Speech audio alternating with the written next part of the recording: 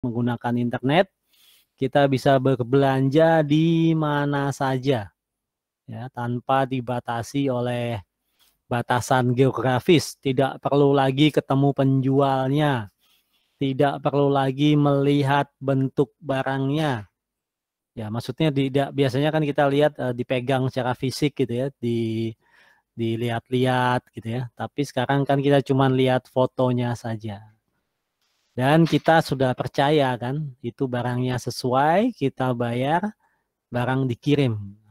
Sesimpel itu ya. Jadi ini proses bisnis e-commerce terjadi perubahan yang sangat sangat signifikan dibandingkan proses bisnis yang tradisional.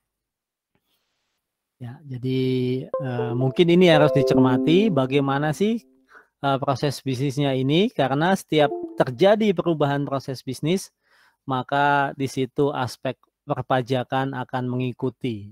Ya, ingat ya, dalam UTS kita kemarin, gitu kan, kita juga suruh menganalisa, gitu ya, diminta menganalisa kalau misalnya kita tidak paham tentang core proses, support proses, manajemen proses, bagaimana pengaruhnya terhadap aspek perpajakan, gitu ya. Ya, itu kan kemarin contohnya seperti itu.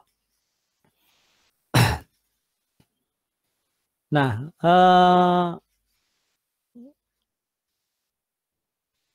Dirjen Pajak mencermati fenomena ini ya. Kemudian dia menerbitkan surat edaran tahun 2013. Ya, ini adalah tentang penegasan ya, ketentuan perpajakan atas transaksi e-commerce. Tapi mungkin yang kita lihat bukan tentang aspek perpajakannya dulu, bahwa di sini Dirjen Pajak mengelompokkan, sebetulnya ini adalah secara global ya. Disinyalir memang ada 4 jenis e-commerce ya, bisnis model dari e-commerce ini. Ada namanya online marketplace, ada classified ads, ada daily deals, dan ada online retail. Nah, itu yang bisa kita pahami ya tentang adanya 4 proses bisnis dari e-commerce. Nah, sebelumnya saya tanya, ada nggak di antara kalian yang belum pernah berbelanja di platform e-commerce ini?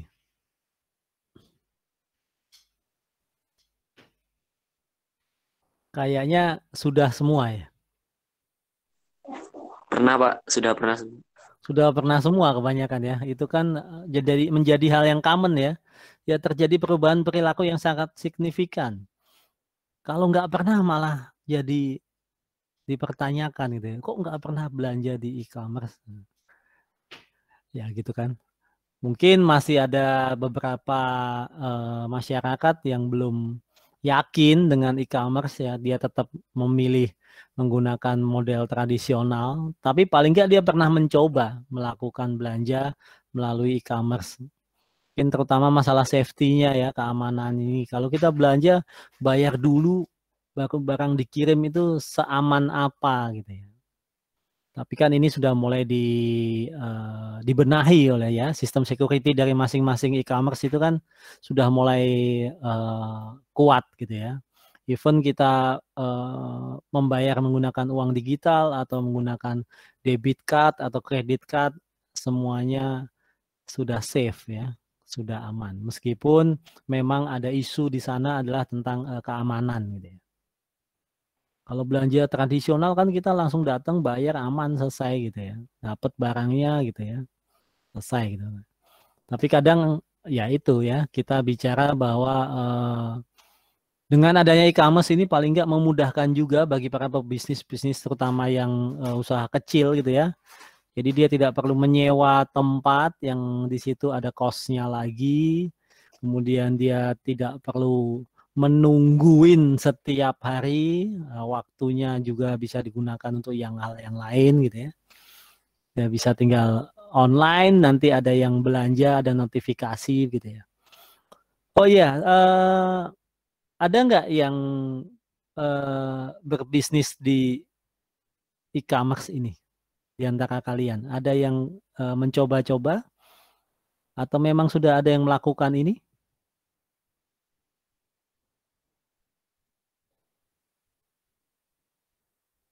Belum?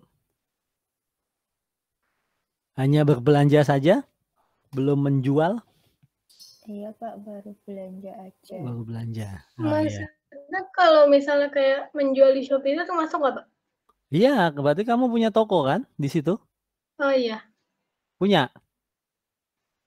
Tapi maksudnya nggak rutin gitu Pak, kayak kalau ada yang dijual ya saya jual. Iya, maksudnya kamu sudah mencoba melakukan itu kan? Oh iya Pak. Iya. Itu, ini Citra kan? Iya Pak. Ya. Di mana, Cit? Di Shopee atau di Tokopedia atau di? Di Shopee Pak. Oh, di Shopee. Ya, ya, ya, ya. Nah, itu nanti mungkin ada kita konfirmasi sedikit ya prosesnya di sana seperti apa. Kamu kan pernah melakukan itu. Paling nggak biar teman-teman ada gambaran sih. Karena saya nggak pernah, terus terang, saya nggak pernah jualan di sana. Ya. Saya cuman beli saja gitu. Oke, di kelas-kelas lain juga ada juga ya. Jadi ini kayaknya menjadi ya tadi perubahan perilaku yang positif ya. Mencoba melakukan bisnis misalnya kalian bisa melakukan apa saja dengan adanya e-commerce ini. Tadi Citra bilang ya kalau ada yang mau dijual baru saya jual. Ya itu kan berarti kita sudah punya salurannya gitu ya. Kalau tidak ada e-commerce, kalau seperti Citra gitu mau jual terus mesti buka toko dulu, aduh nanti kan jadi panjang gitu ya. Memang ini bukan maksud utamanya karena masih kuliah gitu ya untuk sampingan saja. Ya dengan ada e-commerce ini paling nggak sangat membantu gitu ya. Karena kita punya akunnya, kita bisa jualan kapan saja. Kemudian tidak perlu ditungguin tadi ya, kemudian cost-nya mungkin lebih murah. Nanti kita coba konfirmasi apakah ada biaya yang Citra keluarkan pada saat mendaftar di Shopee gitu kan, seperti itu. Oke, yang pertama adalah online marketplace ya. Ini yang sering kita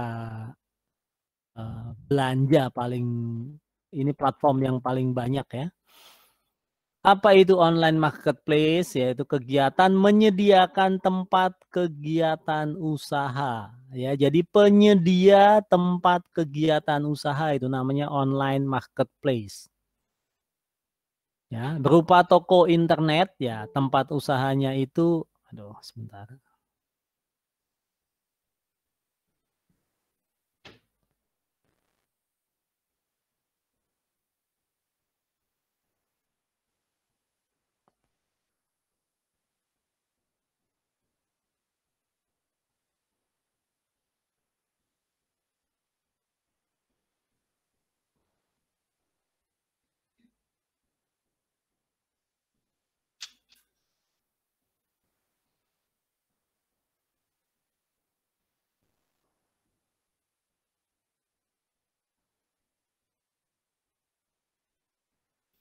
Oke ya, jadi tempat usahanya itu namanya toko internet gitu ya. Dan yang online marketplace kelola ini namanya mall internet. Nah, itu ya. Sebagai tempat online marketplace merchant. Nah, online marketplace merchant ini adalah tenannya ya atau yang Citra tadi ya, itu namanya online marketplace merchant. Yang menjual barang atau jasa ya. Di sana mungkin kebanyakan barang. Jasa mungkin ada juga, cuman mungkin tidak sebanyak barang. Ya, contohnya apa? Nah, ini paling banyak ya. Ada Tokopedia, ada Bukalapak, ada Shopee, ada apa Lazada, ada Zalora ya, ada Rakuten. Nah, ini Rakuten. Rakuten ini platform dari Kanada ya. Ini juga sudah global kan, jadi tidak hanya pemain-pemain lokal saja kita lihat di sini. Ya, kemudian jadi di sini memang nanti ada yang mix ya, ada yang melakukan tidak hanya salah satu misalnya online marketplace, that's it, online marketplace saja. Kadang tidak juga seperti itu ya. Dia bisa melakukan nanti ada online retail kalau kita sampai ke sana ya. Tapi dia mungkin jualan daily deals juga atau cuman classified item. Jadi ini tidak salah satu ya, bisa mix dari keempat jenis platform ini. Ya, kalau kita lihat misalnya apa blibli.com gitu ya, atau Shopee ini kan sudah merambah ke berbagai jenis ya. Dia jualannya nggak cuman menyediakan toko, tapi dia juga menjual misalnya apa ya, voucher gitu kalau nggak salah ya, ada jual voucher, ada tempat beriklan saja. Nah ini. Jadi kita lihat di sini platform-platform global ya, Rakuten, kemudian kalau kita bicara eBay, nah eBay itu juga termasuk sebetulnya online marketplace ya kan, karena meskipun kita bidding di sana apa eBay itu lelang ya, sorry ya, lelang. Jadi lelang secara online tapi global ya. Jadi ya bentuknya macam-macam gitu kan. Nah, seperti itu. Dia menyediakan tempat untuk orang melakukan lelang. Tapi barang kan dikirim dari tenannya ya, bukan milik si eBay, itu kan seperti itu. Itu kan berarti platformnya online marketplace karena dia menyediakan tempat. Jadi kalau kita kata kunci di sini untuk online marketplace ini hanya menyediakan tempat usaha. Nah, kita lihat di sini ada pihak-pihak yang terkait. Kalau kita mau bikin proses bisnisnya kan kita harus paham nih yang terlibat siapa aja nih. Ada penyelenggara online marketplace ya, Bukalapaknya sendiri, Tokopedia, Shopee, JDID. Oh, masih ada yang belum masuk ya.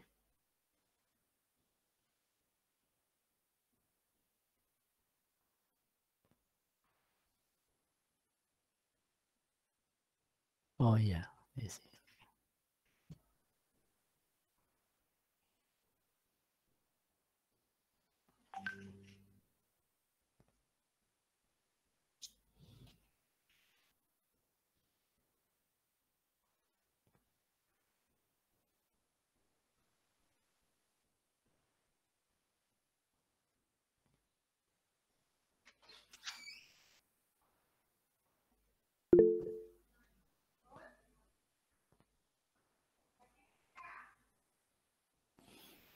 Oke ya, kita lanjutkan.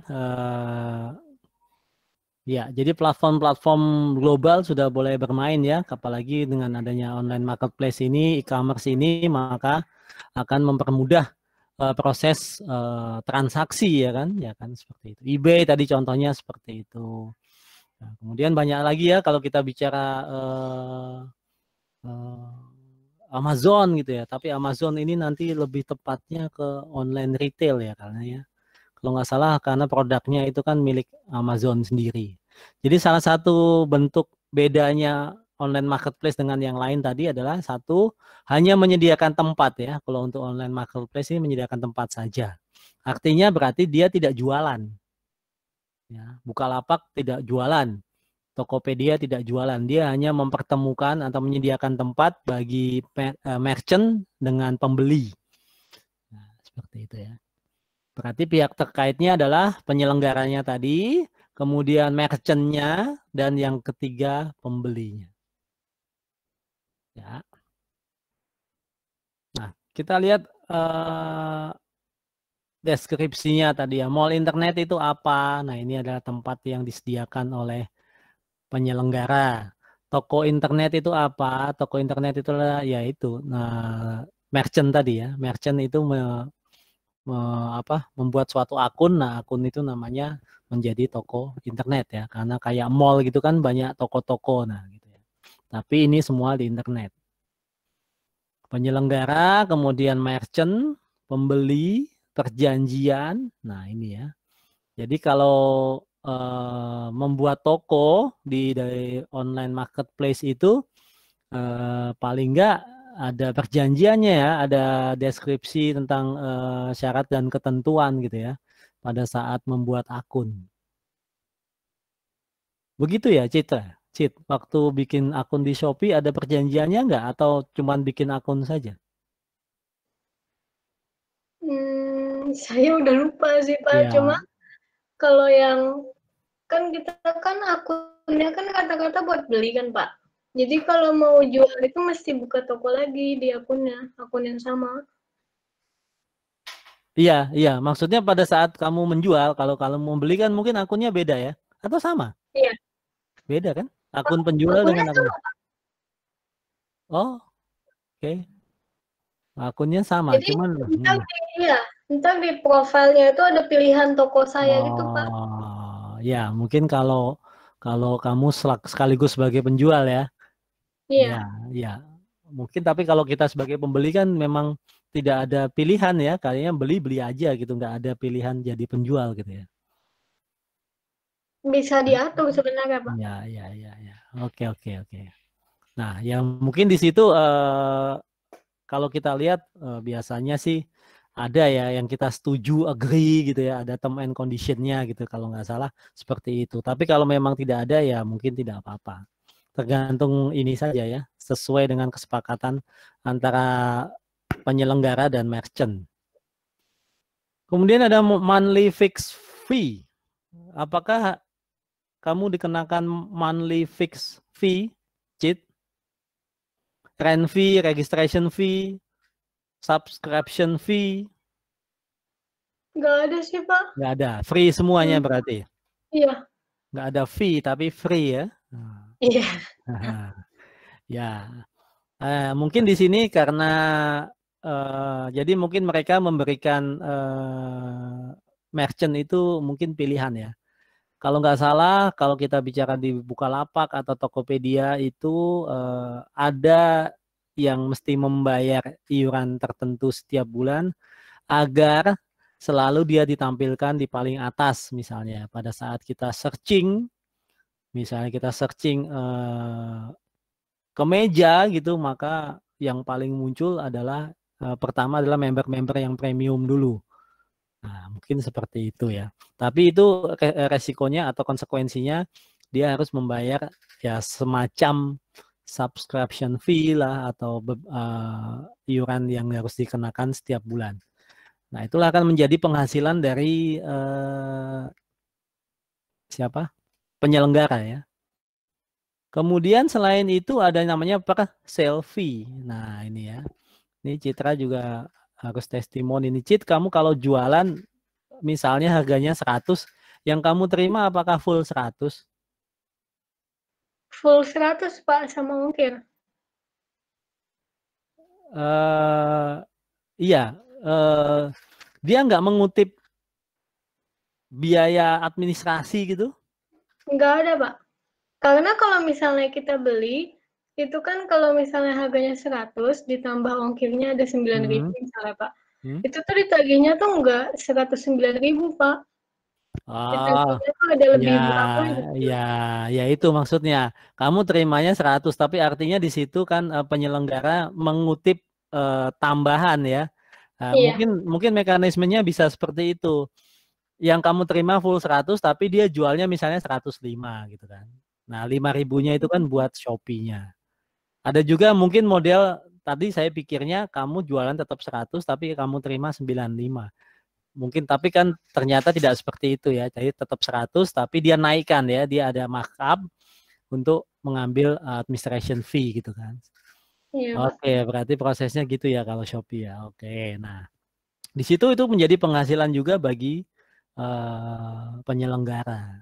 Nah, gitu ya. Kemudian ada point fee. Nah, ini point fee itu bonus ya yang diberikan oleh online marketplace merchant kepada pembeli. Nah, ini macam-macam lah ya atas pembelian barang ya.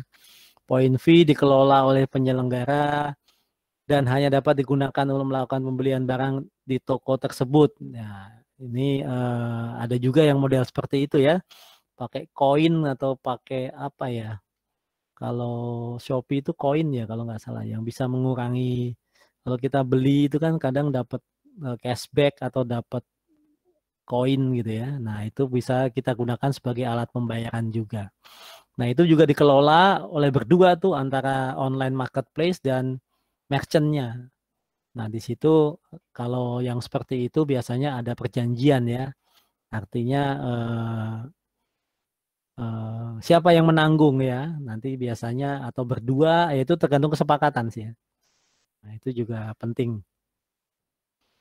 Nah, kemudian pembeli melakukan pembayaran ada namanya escrow account ya. Jadi pada saat pembeli membayar itu kan tidak langsung kepada penjual ya, ditahan dulu oleh Shopee. Kita contohkan Shopee aja ya, biar jelas gitu ya. Padahal tidak cuma itu karena citra di Shopee aja ya sudah kita contohkan Shopee.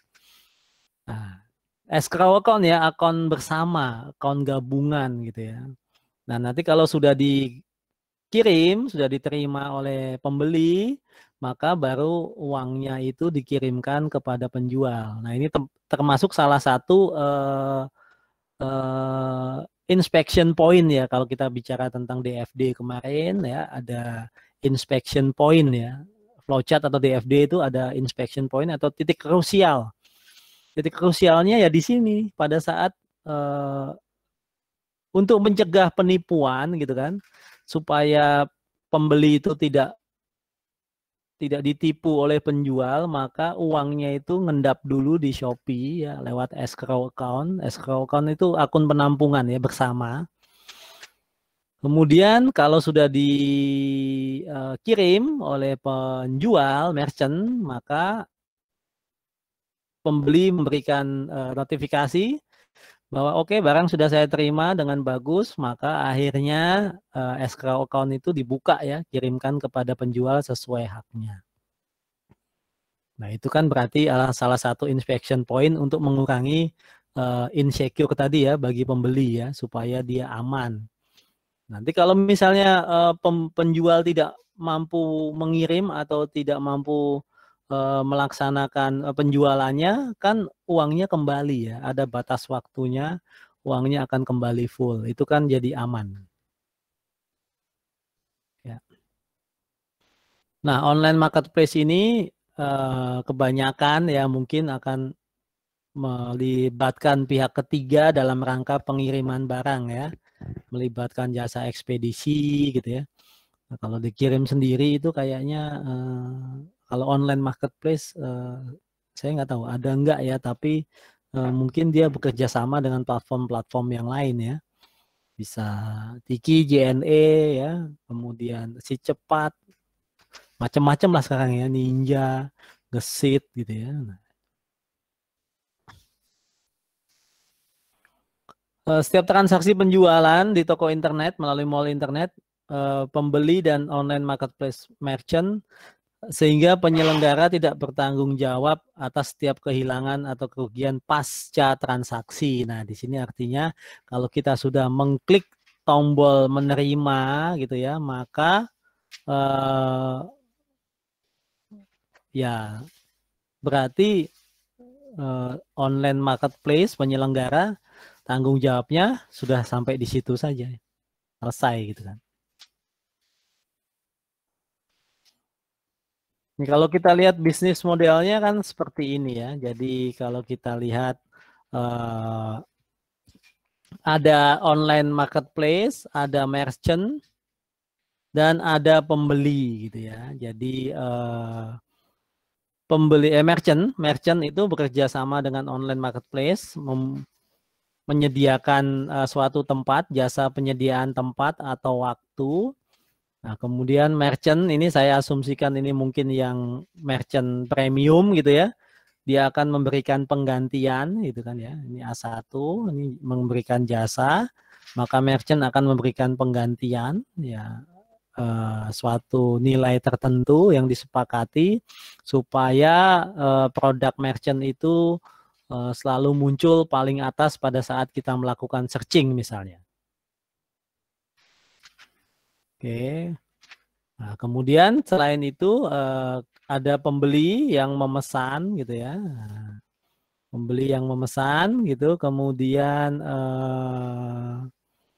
sama online marketplace ini ya diteruskan, jasa perantara pembayarannya diteruskan ya. Artinya di sini apa? Diberikan notifikasi bahwa ada pemesanan gitu ya. Oke, kemudian B2 ya, artinya dia bayar dulu, tidak terima barang dulu ya. Bayar dulu, kemudian apa? Ditampung dulu di online marketplace penyelenggara. Kemudian kalau sudah dikirim oleh penjual kepada pembeli, maka penyelenggara memberikan uangnya tadi ya. Nah, itu tadi ada selisih yang namanya administration fee mungkin ya, itu penggantian atas jasa perantara pembayaran kepada online marketplace kan gitu ya. Tapi di samping itu merchant kan punya juga supplier mungkin ya. Mungkin dia punya supplier, di sini ada transaksi juga BKP, JKP, harga jual atau penggantian. Nah, online marketplace itu kan juga pada saat dia membuat platform itu, ya dia butuh server, butuh infrastruktur, butuh software, ya segala macam lah. Makanya dia punya supplier juga. Itu pemasangan jaringan, misalnya dengan banknya, ya dengan bank itu kan nanti ada juga tuh mendapatkan fee. Kalau menggunakan mesin EDC tertentu gitu ya, itu biasanya ada juga fee ya yang diberikan kepada bank, kepada online marketplace gitu atas penggunaan jaringan mereka gitu ya. Itu kan seperti itu. Nah, mungkin prosesnya seperti ini ya kalau untuk online marketplace gitu kan. Nah, ini mungkin kalian masih tetap mudah lah membayangkannya karena mungkin ini hal yang biasa ya, sudah biasa kita lakukan. Tapi kalau kita membayangkan proses bisnis industri manufaktur mobil misalnya, itu memang susah karena itu memang tidak bisa kita bayangkan saat ini ya. Kita belum mempunyai pengalaman untuk melihat itu secara langsung gitu. Tapi kalau ini kan kemungkinan kita mempunyai pengalaman untuk melakukan itu gitu ya. Nah, kalau aspek perpajakannya, nah ini mungkin ya tinggal kita lihat di proses bisnisnya ya. Kalau penyediaan tempat dan waktu itu kan objeknya yaitu fee tadi itu kan sebetulnya objek PPh 23 ya. Kalau itu kan seharusnya memang dipotong ya. Jadi pada saat apa misalnya tadi yang member premium itu harus membayar misalnya 50.000 sebulan misalnya, maka dia harus memotong sebetulnya. Itu kan sebetulnya adalah administration fee atau sebetulnya jasa ya. Penggunaan jasa, penggantian jasa atas penyediaan tempat atau waktu. Tapi apakah itu dilakukan oleh merchant? Nah, itu memang harus dicek lebih lanjut ya. Harusnya kan memang tetap terutang gitu ya. Kemudian PPN-nya juga gitu ya. Kalau misalnya merchant-nya PKP, ya mau nggak mau dia harus terbitkan faktur. Nah, kan jadi prosesnya di sini kan melibatkan kalau kita bicara PPN ada merchant penjual ya, ada online marketplace, dan ada pembeli. Jadi kita pada saat kita beli itu asumsinya harusnya harganya sudah termasuk PPN. Kan kemudian itu pajak keluarannya si online marketplace gitu kan pada saat dia mengirimkan pembayaran itu kepada merchant, nah itu merchant harusnya membuat faktur ya kan, faktur pajak penjualan merchant berarti menjadi pajak masukan online marketplace kan gitu. Nah, harusnya kan seperti itu ya. Tapi apakah itu dilakukan? Nah, ini kita lihat bahwa kalau ini transaksinya barang, mungkin kantor pajak lebih mudah menelitinya ya. Ini arus barangnya kelihatan. Tapi kalau ini transaksinya adalah jasa atau barang kena pajak tidak berwujud, BKPTB, apalagi dari luar daerah pabean, itu yang sulit. Kan nggak kelihatan barangnya, sudah digunakan atau belum gitu ya, sudah sampai atau belum. Sehingga nanti kalau kalian pahami, mungkin yang lagi hits di sini, bahwa ada namanya PMSE ya. Kalian mungkin sudah dengar PMK 48 itu tentang perdagangan melalui sistem elektronik. Ya, jadi negara di sini atau DJP di sini punya wewenang menetapkan ya, menetapkan online marketplace itu sebagai pemungut PPN. Meskipun online marketplace itu berada di luar Indonesia.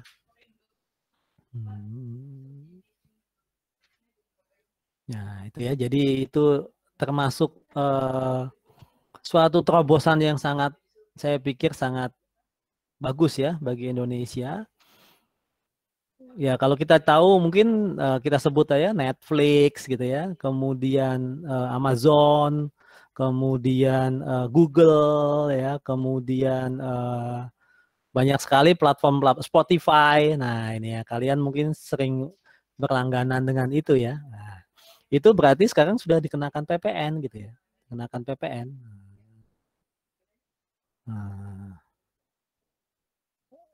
oke, sebentar. Nah, oke, jadi itu ya. Jadi tapi itu hanya berlaku untuk pemanfaatan BKPTB atau JKP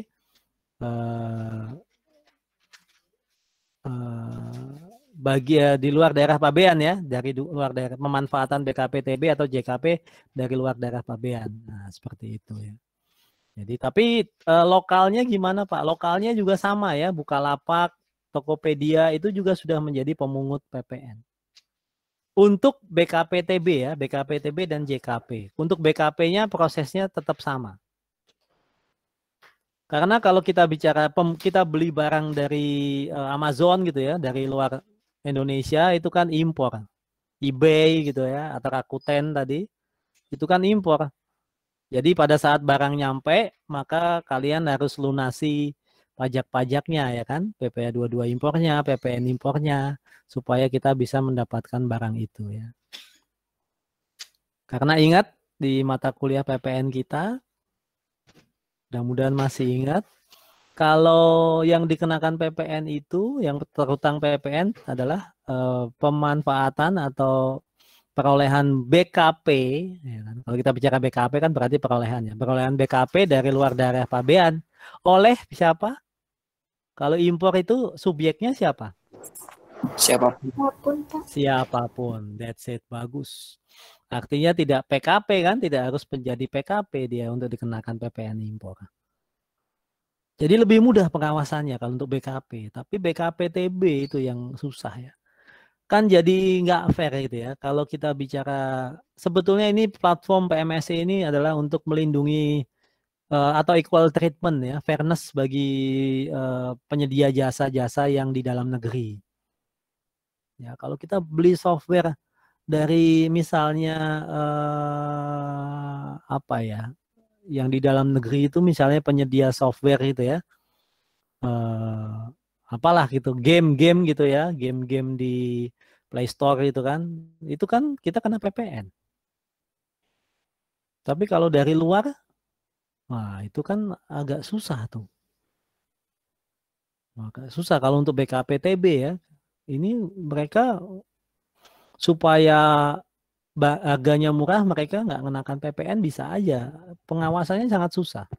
Sehingga dengan adanya PMSE ini ditunjuk ya, mereka dipungut ya. Maksudnya negara menunjukkan kekuatannya, kedaulatannya. Meskipun kamu di luar negeri, kamu harus bayar PPN di Indonesia loh. Coba. Ya nggak punya NPWP di sana kan? Masa punya NPWP, SPLN gitu kan? Enggak kan? Nah, nggak bisa. Tapi Indonesia punya kekuatan untuk itu. Ditunjuk ya, diberikan suatu identitas PMSE saja, bukan NPWP. Dan berhasil ya, kita lihat kalau kalian baca-baca gitu, PMSE sekarang kan sudah banyak ya, kalau nggak salah sudah puluhan perusahaan yang menjadi PMSE itu menghasilkan penerimaan kurang lebih sekitar 97 miliar lah. Semenjak ini diterbitkan, paling nggak ini kan lumayan ya. Ini presiden yang bagus sekali. Ini kalau nggak salah ada yang ngambil KTTA tentang PMSE untuk PPN. Nah ini menarik gitu ya, menarik. Oke, kita lanjutkan. Jadi itu ada hubungannya ya PMSE dengan e-commerce ini ada hubungannya. Ya kalau kita Netflix gitu kan kita langganan Netflix gitu ya. Kalian langganan Netflix?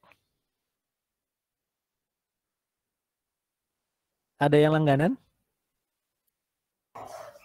Saya, Pak. Ah iya langganan. Ada kenaikan ya kalau diperhatikan ya 10% semenjak bulan November ya. November, Netflix udah dari awal ya, dari Agustus kalau nggak salah, September apa Oktober, November lah paling nggak itu ada kenaikan ya. Jadi fair kan, adil kan kita nonton film misalnya gitu ya di bioskop itu nggak kena PPN gitu kan.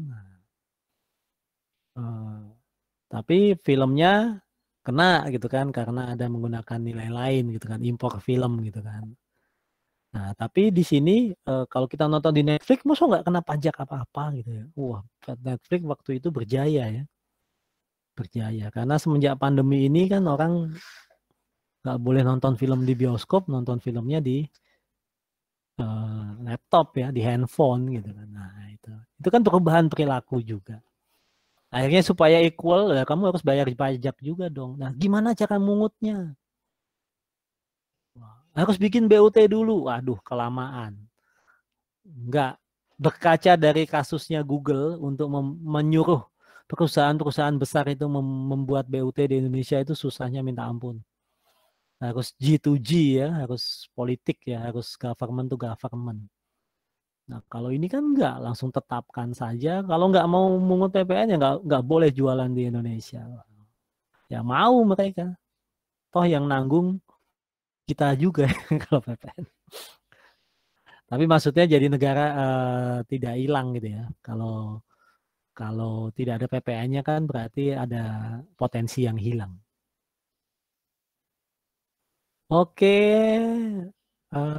itu ya untuk online marketplace. Ada pertanyaan nggak? Pak, izin bertanya, Pak. Oh iya, silakan. Kalau misalnya di Shopee itu kan ada gratis ongkir gitu kan, Pak ya? Itu kan berarti kalau misalnya gratis ongkir itu nanti yang nanggung ongkirnya itu siapa, Pak? Kan otomatis kan harus dibayar juga, Pak, pihak yang jasa kurirnya juga, Pak. Nah, itu kalau misalnya yang gratis ongkir itu yang nanggung ongkirnya siapa? Dan kalau misalnya yang nanggung ongkirnya itu penyelenggara platformnya itu apa nggak rugi ya, Pak? Maksudnya untuk kan nanti kecil banget, Pak, dari cuma biaya administrasi doang. Terus ongkirnya satu barang aja, misalnya kalau misalnya Jakarta, Jawa Timur itu bisa sampai 40 ribuan, Pak. Ya, muluk betul. Ya. Nah, ini ya, jadi bisnis itu apa ya? Kalau teorinya ya, bisnis itu teorinya itu banyak gunakan otak kanan. Kalau bisnis menggunakan otak kiri, nggak jalan-jalan.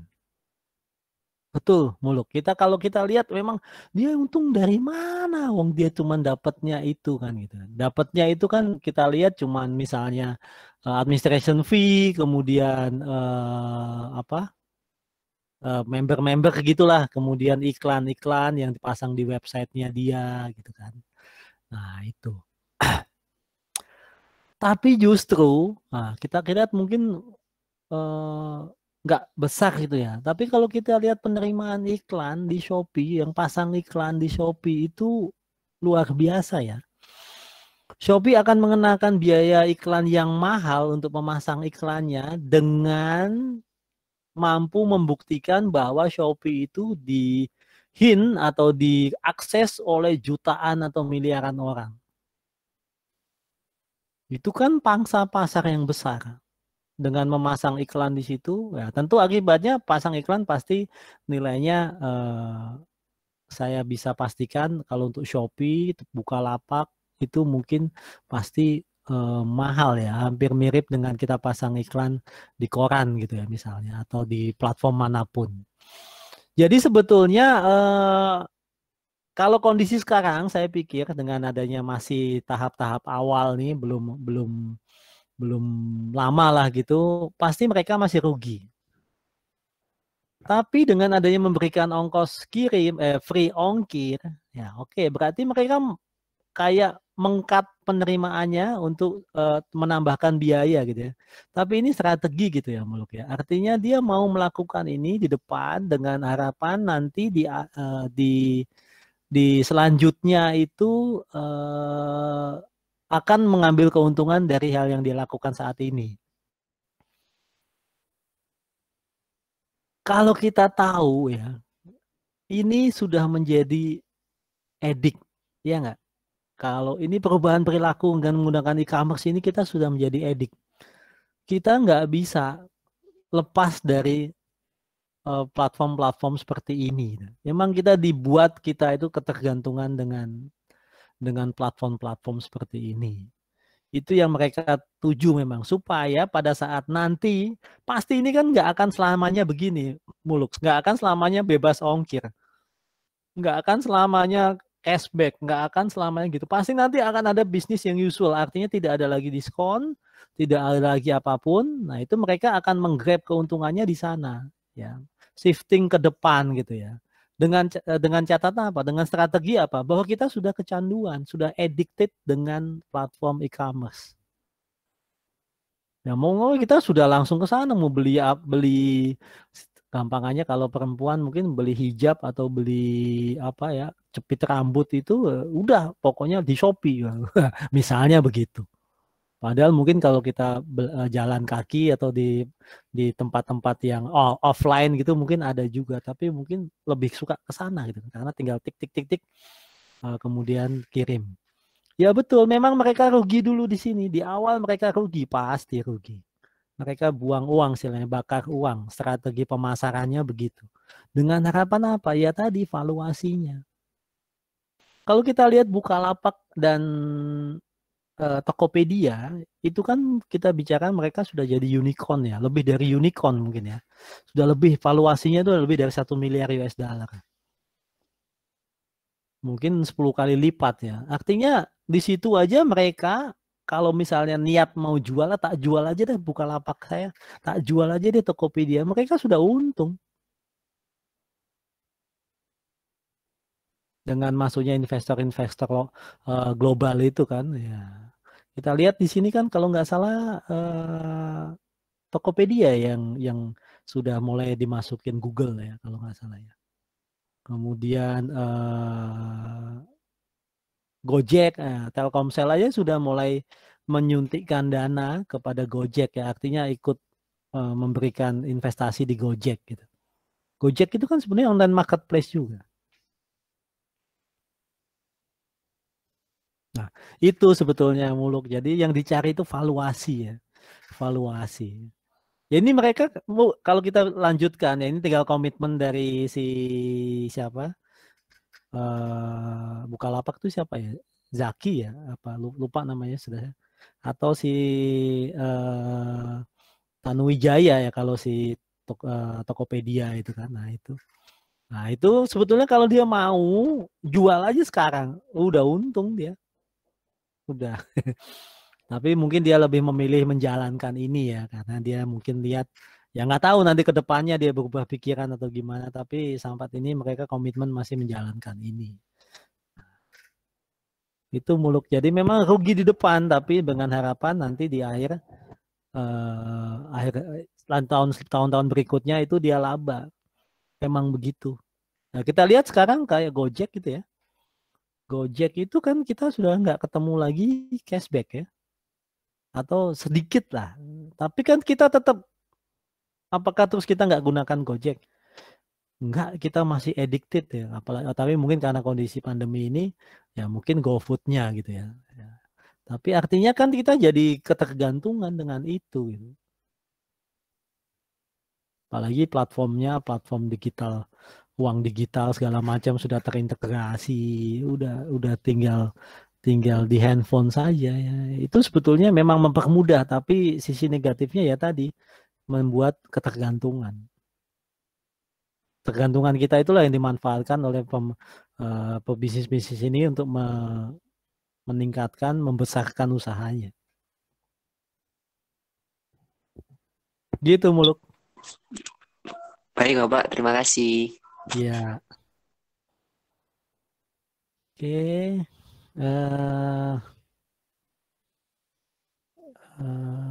Udah 8:30 ya. Aduh.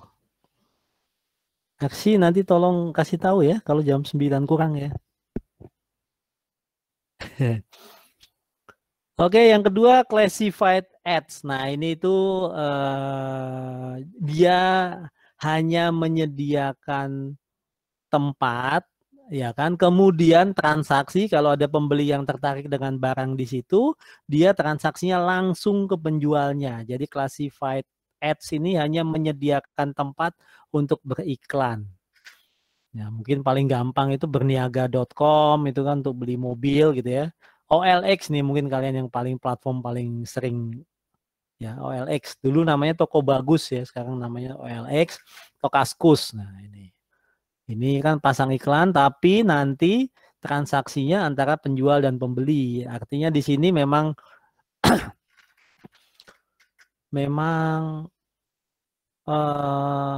keamanan yang jadi isunya ya, karena penjual dengan pembeli, tapi itu kan kesepakatan. Mungkin mereka bisa COD di sana ya. Itu ya, jadi OLX itu hanya menyediakan tempat untuk beriklan. Nah, kalau ini contohnya seperti itu ya.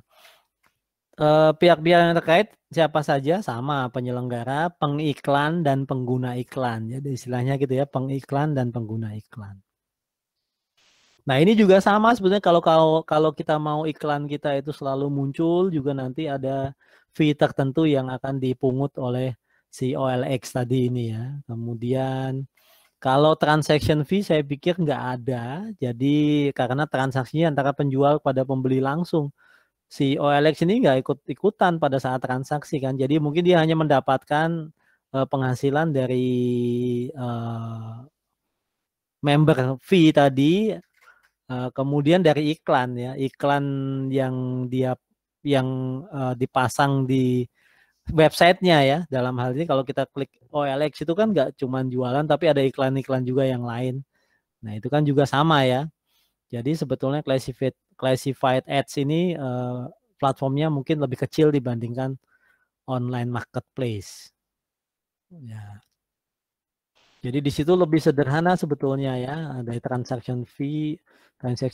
Nah ini kalau saya pikir tidak ada ya. Pada saat penjual dengan pembeli itu transaksi kan emang OLX dapat, enggak, saya pikir enggak ada lagi kan, dia cuman menyediakan tempat bertemunya penjual dan pembeli, kemudian transaksinya masing-masing gitu ya.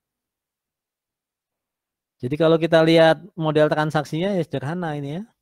Ada pengguna iklan, ini pengiklan, dan ini OLX tadi ya. Nah, OLX menyediakan tempat iklan, kemudian pengiklan oke, saya mengiklankan, kemudian pengguna iklan tertarik, nah gitu kan. Nah ini nanti pengguna iklan dengan pengiklan ini yang akan berhubungan. Ini harusnya ada, mungkin di sini harus dipisah betul ya. Ini nanti berhubungan sendiri ya, secara langsung gitu ya, tidak melewati OLX tadi. Ini lebih sederhana kalau ini. Tapi ya resikonya tadi keamanan ya, pembeli harus yakin bahwa penjualnya ini bonafit ya, atau kredibel gitu kan.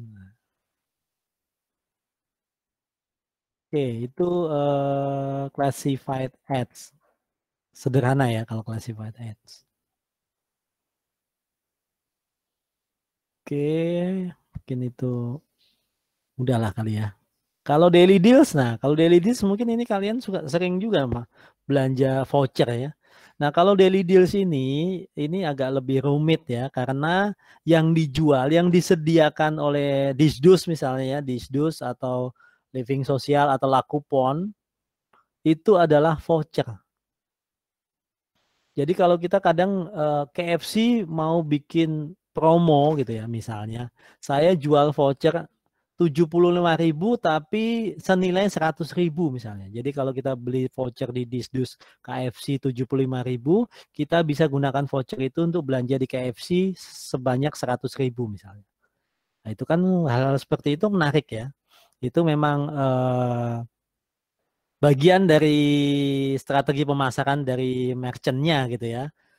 Dufan gitu ya. Kemudian kadang suka begitu ya, kalau kita beli di apa ya, ini nama situsnya mungkin yang paling terkenal yang saya sering dengar sih Disdus ya, Lakupon gitu ya. Mungkin kalian tahu yang lain ya, nggak apa-apa, tapi mirip-mirip seperti itu kan. Misalnya beli, kalau di Dufan itu misalnya beli tiket masuknya itu 50.000 misalnya. Tapi kalau beli di Disdus itu bisa misalnya buy one get one. Oh, lagi ada promo Dufannya gitu kan. Nah, itu dia jualnya di Disdus. Nah, kemudian kadang kita beli voucher di Disdus, kemudian kita ke Dufan, kita nggak bisa langsung gunakan voucher itu. Tapi harus kita tukarkan lagi di tempat penukaran tiket di Dufan untuk mendapatkan tiket. Nah, kalau di situ kan berarti proses bisnisnya jadi agak panjang gitu kan. Kalau mesti tukarkan dulu ke merchant, kemudian merchant memberikan tiket, baru bisa digunakan. Nah, gitu. Agak lebih panjang saja gitu ya. Tapi di sini mirip dengan online marketplace ya. Artinya di sini si Daily Deals ini penyelenggaranya ini menerima uangnya dari pembeli, kemudian nanti dia teruskan kepada si penjualnya ya, kepada merchantnya. Mirip, cuman yang dijual voucher. Nah, bedanya dengan online marketplace itu kan seperti itu. Nah, dan langsung bisa diambil, maksudnya vouchernya itu tidak langsung dari penjualnya, tapi dari Daily Deals langsung gitu kan. Kalau online marketplace tadi kan barangnya dari penjualnya gitu kan. Tapi kalau Daily Deals ini vouchernya itu dari Daily Deals itu sendiri, langsung diberikan. Ada yang pernah menggunakan ini? Beli tiket kayak atau beli voucher makanan, beli apa gitu ya? Pernah Pak saya dulu, tapi itu langsung Pak. Maksudnya beli sama apa? Saudara Pak. Bukan lewat website? Bukan Pak. Jadi itu kayak tiket itu loh Pak. Diskon yang buat di kolam renang itu loh Pak. Oh ya. Jadi kalau itu mungkin bukan e-commerce ya. Kalau kita bicara itu kan berarti langsung gitu ya. Iya Pak, betul. Tapi akhirnya langsung Tapi Pak. itu maksudnya ada voucher seperti itu ya. Pernah lihat voucher seperti itu kan ya. Betul Pak. Nah, ya itu artinya kalau di sini kita bicara e-commerce berarti harus lewat platform yang online gitu ya. Atau lewat internet. Nah, ini maksudnya itu yang kalau Disdus atau Lakupon gitu ya. Banyak sekali kalau kalian nanti coba langsung cek di Disdus itu ada voucher apa saja sih. Banyak tuh macam-macam makanan, terutama makanan mungkin ya. Kalian kalau suka makan gitu ya, kan lumayan misalnya beli 50.000 tapi nilai vouchernya 100.000 gitu misalnya, kan bisa 2 kali lipat. Kalau kita makan langsung cuman harus bayar 100.000. Tapi kalau kita beli voucher 50.000. Nah, ini sebetulnya strategi pemasaran dari merchant-merchant itu sih. Jadi tergantung mereka gitu memberikan voucher senilai berapa. Jadi Daily Deals tidak bisa meng-create di sini ya. Dia memang harus bekerja sama dengan merchant itu sendiri. Jadi dia hanya memasarkan strategi pemasaran yang dilakukan oleh merchant pada saat mengeluarkan voucher. Nah, sama. Nah, di sini tentu akan mendapatkan ya. Jadi si Daily Deals ini akan mendapatkan fee tertentu ya atas berapa penjualan kupon atau penjualan voucher yang bisa dia lakukan gitu ya. Ya di sini dia hanya mendapatkan fee. Tapi di websitenya apakah menerima iklan juga? Ya kebanyakan pasti sama ya. Semakin terkenal situsnya itu pasti tidak cuma jualan voucher, pasti dia pasang iklan-iklan yang lain ya. Di situ entahlah ada iklan perumahan lah, ada iklan apa gitu ya, ada iklan apa mobil atau iklan apa gitu ya. Itu kan termasuk sumber pendapatan dari Daily Deal sendiri. Nah, kalau kita lihat sama ya. Nah, ini transaksinya memang agak lebih rumit ya karena dia tadi gitu kan. Daily Deal sama ya, menyediakan tempat dan waktu. Maka kalau merchant berminat, ya saya pasang di Daily Deals, kemudian membayar penggantian tertentu gitu kan. Nah, di sini ada pembeli ya. Pembeli kalau mesan gitu, pesan voucher KFC tadi contohnya, kemudian saya beli dikasih di KFC ada voucher 75.000 seharga 100.000 gitu ya. Voucher 100.000 seharga 75.000 gitu. Ya udah dikasih perincian, oke, bayar ya kan. Pembeli akan bayar. Nah, pembeli bayar maka ini lihat kita di sini ya, B4 ini vouchernya bisa dari langsung Daily Deals ya, bisa dari Daily Deals langsung nih, B4.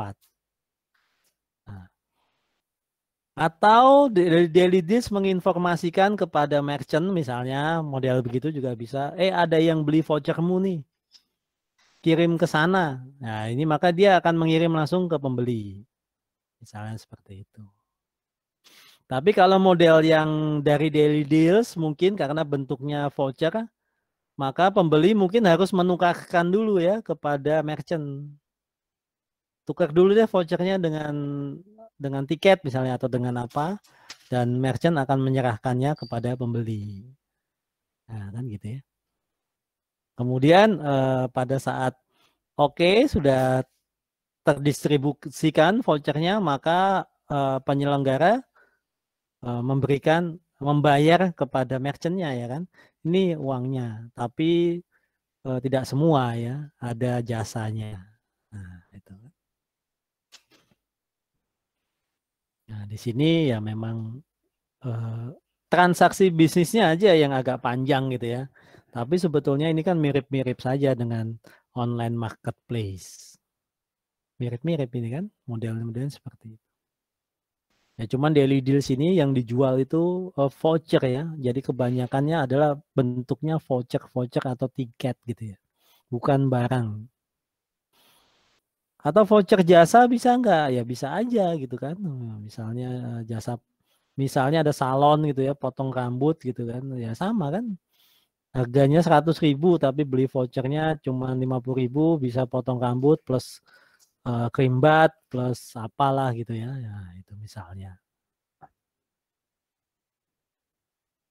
Kan jasa kalau itu ya.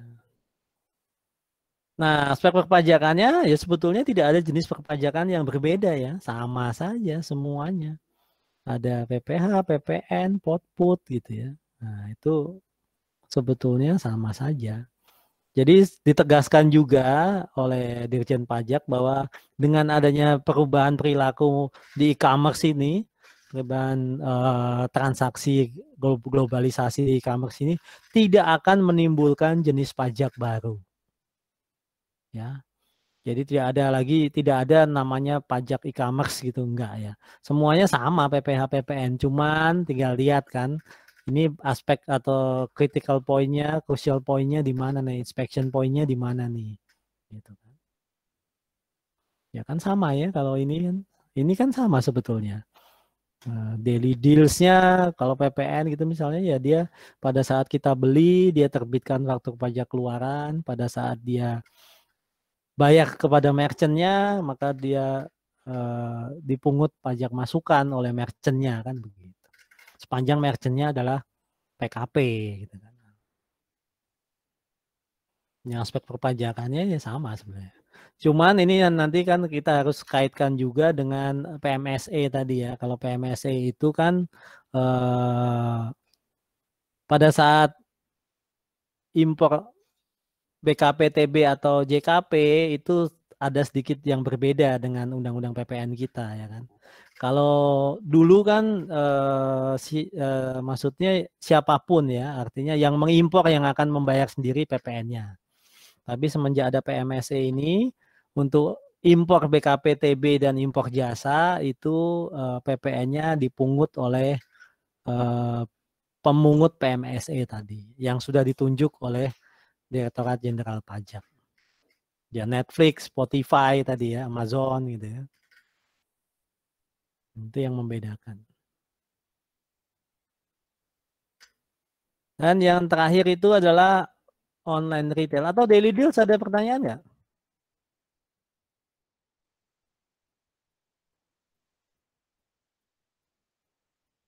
Ya, oke. Ini kalau nggak salah slide ini tidak ada di wiki pajak ya. Jadi nanti akan saya kirim saja. Kayaknya wiki pajak tidak ada di pertemuan tentang e-commerce ini slide-nya. Saya juga bingung tuh. Ada tapi tidak bisa di-download, Pak. Oh gitu. Oh, berarti ini dong. Sama juga bohong dong ya Muluk ya. Iya, Pak. Nggak bisa di-download kemarin. Dibuka nggak bisa?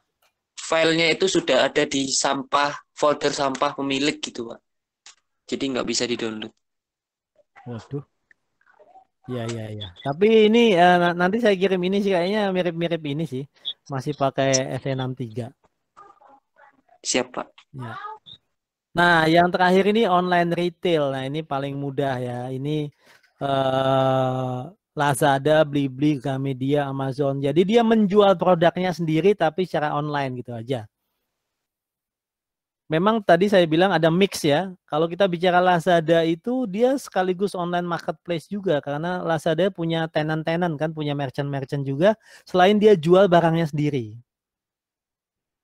Blibli juga begitu. Nah, kalau Gramedia enggak nih, murni online ya karena yang dijual kan produk-produk Gramedia saja. Jadi platformnya bisa mix ya. Jadi kalian tidak hanya terpaku pada 4 platform ini, tapi bisa mix. Ya, contohnya di Lazada, Blibli, kemudian kalau Bukalapak dan Tokopedia itu kalau nggak salah masih murni online marketplace ya, karena dia tidak menjual barangnya sendiri.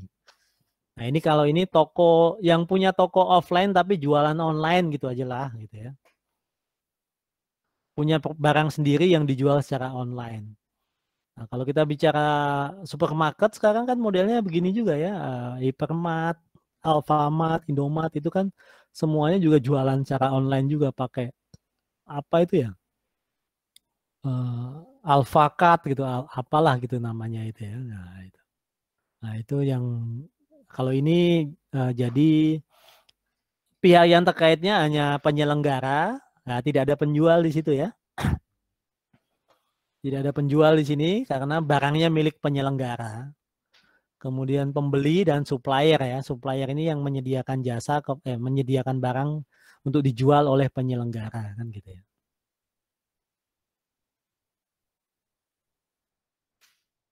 Nah, ini berarti penghasilan dari online retail ini ya hasil penjualannya gitu ya. Atau iklan-iklannya juga ada gitu ya. Kita lihat blibli.com itu kan sudah besar sekali ya kalau nggak salah sampai menyediakan beli motor ya kalau nggak salah ya, beli motor di Blibli bisa gitu ya, luar biasa sudah kayak begitu ya. Nah, objek aspek perpajakannya ya sama ya.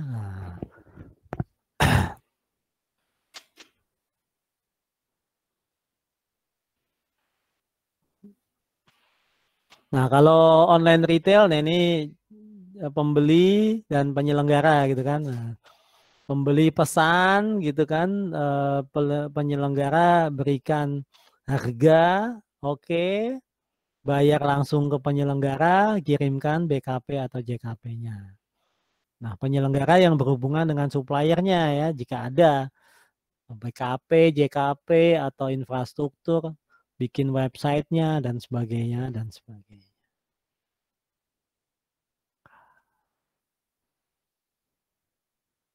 Nah, ini ya.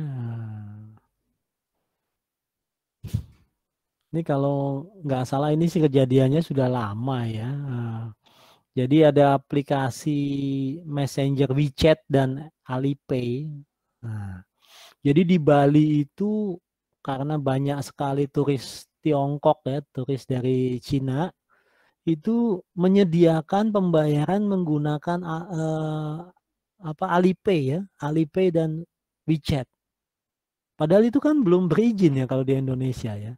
Indonesia itu kan masih apa sih link aja, OVO, GoPay, ShopeePay gitu ya.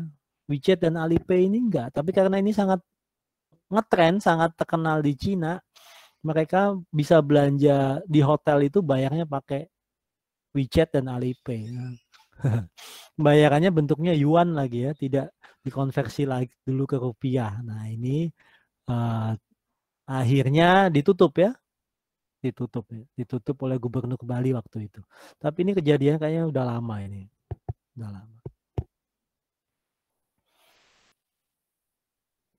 Ya kalau kita bicara uang digital itu kan memang harus berizin karena akan di transaksinya akan terrecord juga di Bank Indonesia kan, karena ini akan menjadi akumulasi perhitungan devisa negara kita kan.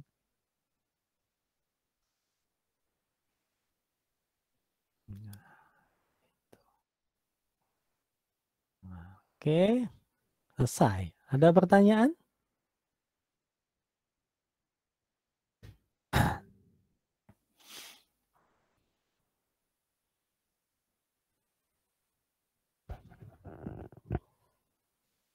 Tidak ada?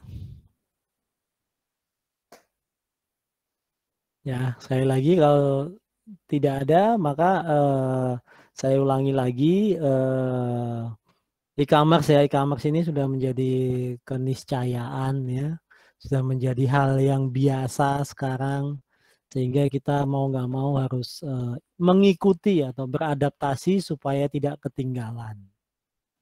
Demikian juga kalau kita bicara proses bisnisnya, terjadi perubahan dari yang tradisional menjadi e-commerce, maka diikuti dengan perubahan proses bisnis. Perubahan proses bisnis ini akan mengakibatkan kalau kita bicara aspek perpajakannya tentu akan berimbas.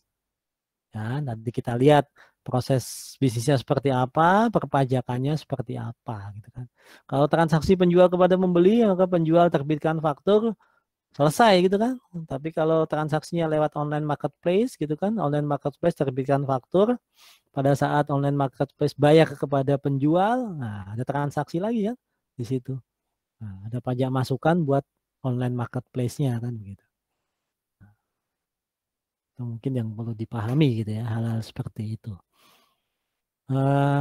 Kemudian ada 4 jenis platform e-commerce tadi ya. Online marketplace, classified ads, daily deals, dan online retail. Dan keempat-empatnya itu bisa di mix ya, bisa digabung-gabung atau bisa berdiri sendiri-sendiri.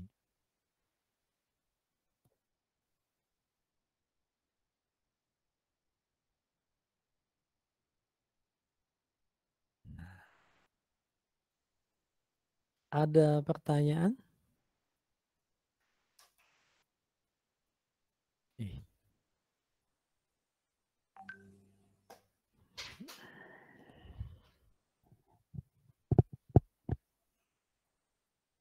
Oke, kalau nggak ada pertanyaan, kita selesaikan dulu administrasinya ya. Saya foto dulu. Bentar.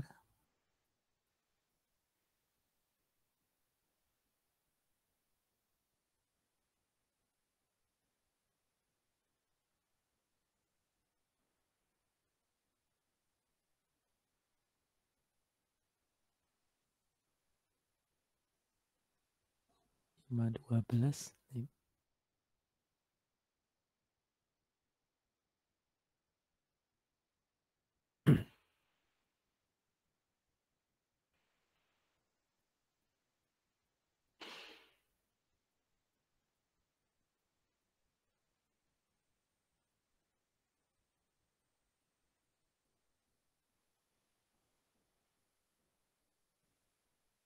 Tadi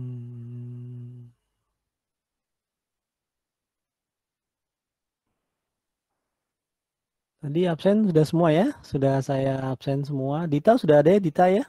Dita. Desi sudah hadir? Sudah ya? Sudah, Pak. Oke.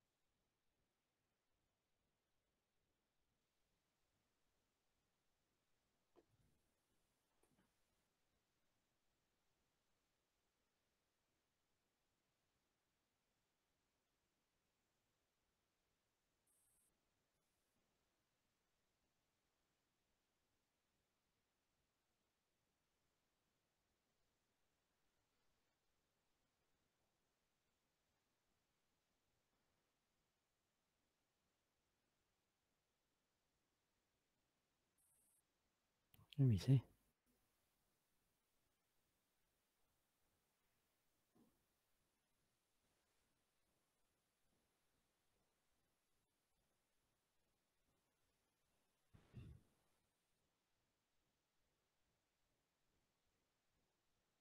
Bentar.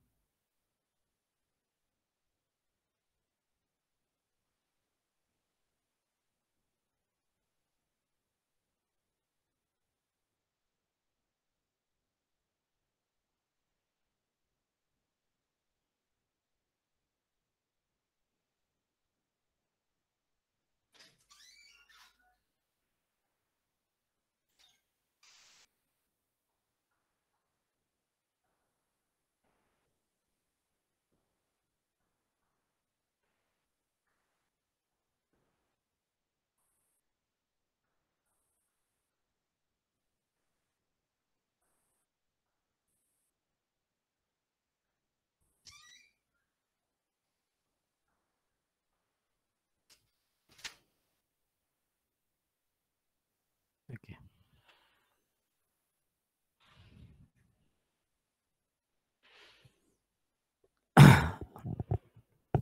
Oke, tidak ada pertanyaan? Kalau tidak ada pertanyaan, maka kuliah kita akhiri ya. Kita ketemu lagi hari Kamis ya. Kamis ya? Ya Arsi ya? Kamis apa Jumat Arsi? Kamis ya? Ya, Kamis. Oke. Oke, terima kasih atas perhatiannya. Kita ketemu lagi hari Kamis. Wabillahi taufik walhidayah. Wassalamualaikum warahmatullahi wabarakatuh. Waalaikumsalam warahmatullahi wabarakatuh.